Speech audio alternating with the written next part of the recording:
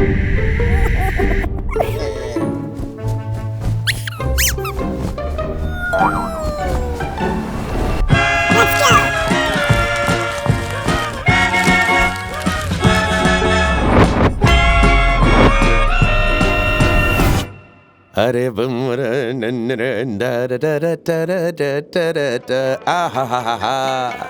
कश्मीर की ये सुंदर सुंदर वादियां, डल लेक पर एक शिकारा पे बैठे हम और चप्पू चलाते हमारे गफूर चाचा, मजा ही आ गया भाई। इस संडे कहानियों का मंत्रा का सफर आ गया है भारत के स्वर्ग कहलाए जाने वाले कश्मीर में।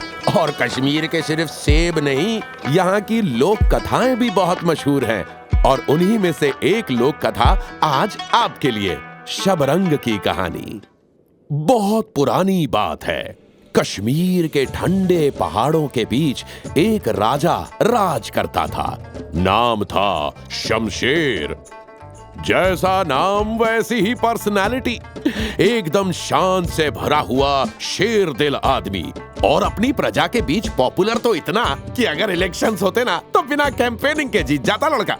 एक दिन शमशेर ने सोचा, चलो भाई थोड़ा टूरिज्म हो जाए। अपना शाही घोड़ा निकाला और बोला, चल मेरे घोड़े टिक टिक टिक, आज तू मेरा फिक माई ट्रिप। अपने घोड़े पर बैठ के वो घूमने निकल गया और टहलते टहलते जा पहुंचा अपने एक पड़ोसी राज्य में, जहां उसका बड़ा शानो शौकत से स्वागत किया गया। उस पे फूलों की वर्षा की गई, बैठने के लिए आलीशान तख्त लगाया गया। वो खुशी खुशी सबका आभार व्यक्त कर ही रहा था कि तभी उसकी नजर पड़ी वहां की राजकुमारी पर। वो राजकुमारी इतनी ज्यादा सुंदर थी कि उसको एक नजर देखते ही शमशेर का दिल उस पे लट्टू हो गया।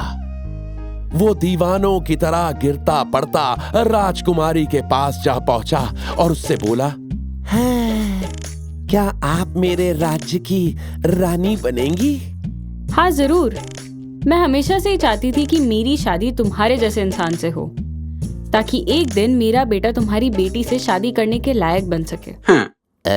ये क्या बोल गई? वैसे शमशेर को समझ में तो कुछ ना आया, पर लव एट फर्स्ट साइट का लॉजिक भी कौन सा समझ में आता है कि नहीं? उसने ज्यादा सोचा नहीं, बल्कि अगले ही दिन शादी का मंडप सजाया गया और खुशी खुशी शमशेर दूल्हा बन गया। और राजकुमारी से शादी करने के बाद उसे लेकर अपने राज्य लौट आया। पर जैसे ही शमशेर वापस आया, उसकी प्रायोरिटीज का जीपीएस रीराउट हो गया और वो दिन भर अपने राज्य के कामों में लग गया।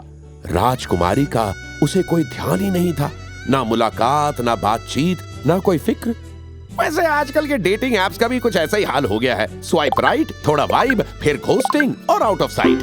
खैर, जब शमशेर से ड्यू मोहब्बत नहीं मिली तो राजकुमारी ने तय किया कि वो वापस अपने घर लौट जाएंगी। इधर राजा शमशेर अपने कामों में उलझा रहा और उधर कुछ समय बाद राजकुमारी ने एक पुत्र को जन्म दिया, जिसका नाम उसने रखा शबरंग, यानी काली रात का रंग, काले रंग का बेटा। शबरंग महल से दूर ही बड़ा हुआ और वो एक शक्तिशाली और समझदार योद्धा बना। वो बहुत ईमानदार था, पर उसकी माँ चाहती थी कि उसमें एक और कला हो, चोरी करने की कला। जी हाँ, आपने बिल्कुल सही सुना। और अपने इसी मकसद को पूरा करने के लिए राजकुमारी ने अपने बेटे शबरंग के लिए एक गुरु चुना, जो उस राज्य का सबसे बड़ा और महान चोर था। कड़ी मेहनत और लगन के साथ कुछ ही दिनों में शबरंग बन गया the master thief. Ten ten ten. और कोई ऐसा वैसा मामूली चोर नहीं, बल्कि एक ऐसा आर्टिस्ट जो ताला देखे और चाबी का डिजाइन समझ जाए।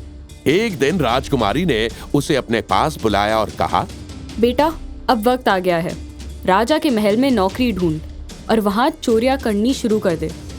जब सब परेशान हो जाएंगे तो राजा मजबूर होकर तुमसे अपनी बेटी की शादी करवाना चाहेगा, पर तुम साफ मना कर देना और मुझे आके बताना। शबरंग ने माँ का हुक्म माना और निकल गया राजा के महल की ओर। उसने सबसे पहले वहां के चौकीदारों से दोस्ती की और महल का ब्लूप्रिंट माइंड में बनाया और चोरी के माल को छुपाने के लिए पास ही के चिनार के पेड़ के नीचे का ड्रॉप पॉइंट भी तय किया। अब हर रोज जोरों शोरों से राजमहल में चोरियां होने लगी। सब परेशान हो गए। राजा ने हर जगह चौकीदारों को रखवाली के लिए लगा दिया। एक रात एक चौकीदार ने एक औरत को देखा।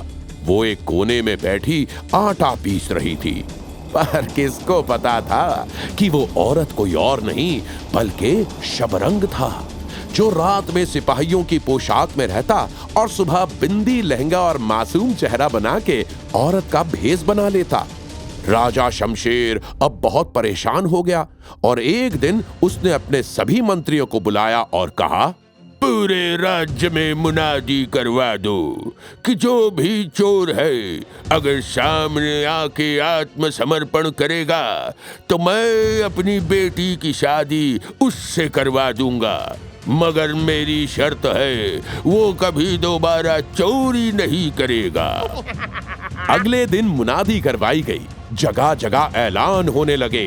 एक गांव में जब मुनादी हो रही थी तो काफी भीड़ जमा हुई। शबरंग भी उसी भीड़ का हिस्सा था।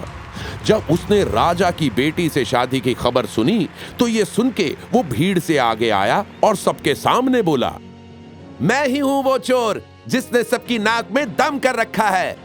शबरंग को राजा शमशेर के पास ले जाया गया। वहां उसने अपना जुर्म कबूला और चिनार के पेड़ के नीचे ले जाके सारा चोरी का सामान राजा को दिखा दिया और साथ ही अपनी सिपाही की वो पोशाक भी दिखाई जिसे पहन के वो चोरी करता था। ये सब देख के महाराज शमशेर दंग रह गए। खैर, उन्होंने अपना वादा निभाया और शबरंग को अपनी बेटी से शादी का वचन दे दिया।